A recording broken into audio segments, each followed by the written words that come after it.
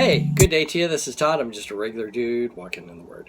As you can see, I got my hat on. I'm ready for a rainstorm to come. Today we are talking about the flood, okay? And it's a normally good thing brings destruction. And it's taken from Genesis 7, verses 6 through 24. Part of the work that I do, I work in an industry, the water damage industry. And a lot of damage that we experience happens because of too much water being in the wrong place, okay? So I was at 4 different places today that water had come into a house and it caused damage, okay? Normally water's a good thing. I love to drink it. I love to take a shower with it. But when it comes into the house where it's not supposed to and sets there, it can do some serious damage. And that's what what we're hired to, fix that damage. Well, you're going to see here in the story that we're looking at, the flood came, and it brought a huge amount of destruction, of course, and the people weren't even used to having rain. It didn't rain before then, and the water came from 2 different areas. It came from up in the ground, and it also came from the rain. Okay, so it came from both areas, and it overwhelmed the people. Let's read here today, Genesis chapter 7, verses 6 through 24, okay?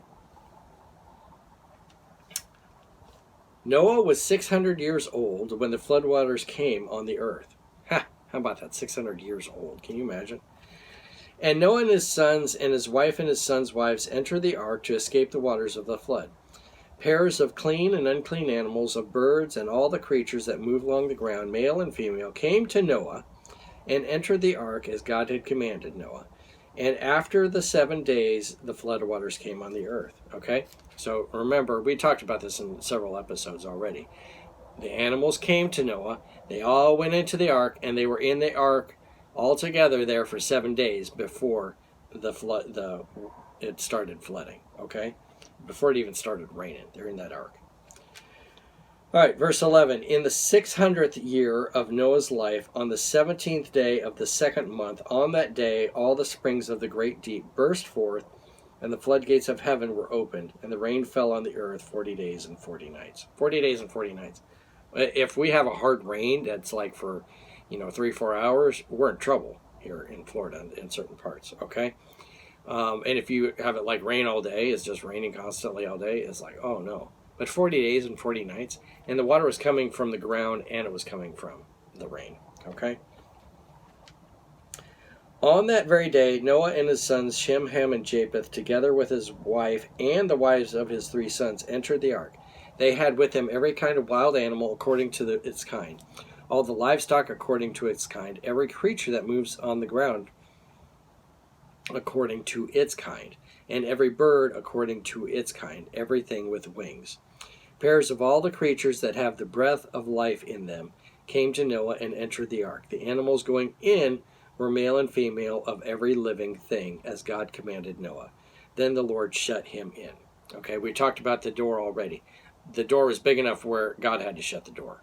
Okay, but I imagine that when they got out, God didn't have to release the door. They could, gravity push that door down. All right, so God closed the door. Keep in mind these animals here. We've talked about them already, but you had all these animals, but it wasn't like every variety of dog. It was like one dog, and then then years later, the dogs would evolve, you might say, into the different species of dogs. Okay, or every time a horse, you had. It wasn't you didn't have a Clydesdale and a Mustang and all these varieties of horses. It was one, pair of horses. Just to give you an idea of what's happening there. So verse 17, for 40 days the flood kept coming on the earth, and as the waters increased, they lifted the ark high above the earth. The waters rose and increased greatly on the earth, and the ark floated on the surface of the water. They rose greatly on the earth, and all the high mountains under the entire heaven were covered. All the high mountains, okay? It's a big deal if you have mountains here in the United States, near Colorado, that are 14,000 feet high, okay? And Mount Ararat, I believe that's like 17,000 feet, where the ark eventually landed. So it went. The water was that high. All right, all those mountains were covered. The waters rose and covered the mountains to a depth of more than 15 cubits. Every living thing that moved on the land perished: birds, livestock, wild animals, and all the creatures that swarm over the earth, and all mankind. Everything on dry land that had breath of life in its nostrils died. Every living thing on the face of the earth was wiped out. People and animals and the creatures that move along the ground and the birds were wiped out from the earth. Only Noah was left and those with him in the ark. The waters flooded and the earth was the waters flooded the earth for 150 days. Okay, 150 days. Wow, that's a long time. And keep in mind here, this last sentence, it flooded the earth. Okay, some people argue that this was like a localized flood, like, oh, it was like, imagine like the state of Florida was flooded and that was it. No, that would be kind of a ridiculous statement. Why would it?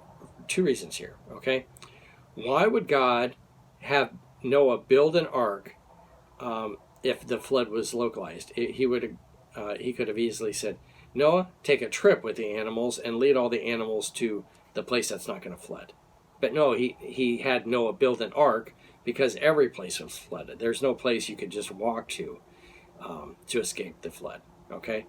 The next thing that you would notice too is the people also were smart enough. If they could have went to a dry place that wasn't flooded, they would have went there and the people would have been saved. But the Bible tells us only Noah and his family were saved. Okay, so those two reasons alone, and plus the Bible says that the whole earth was flooded. Three reasons there to show you that it's not a localized flood. It was the whole earth that was flooded like that. So yeah, to show you, to talk about all this, a normally good thing brings destruction, and that's what you see here. Normally a good thing of water brought a huge amount of destruction. All right, and it just goes on to say all these creatures died. These creatures died. Everything that lives on above water died. The fish and everything that lives in the water, they lived. They had more room to swim around. All right. So anyway, that concludes for today. Thank you for watching. I'm just a regular dude walking in the Word, and I look forward to seeing you tomorrow as we get into chapter 8 of the book of Genesis. Lord's blessing. I'll see you then.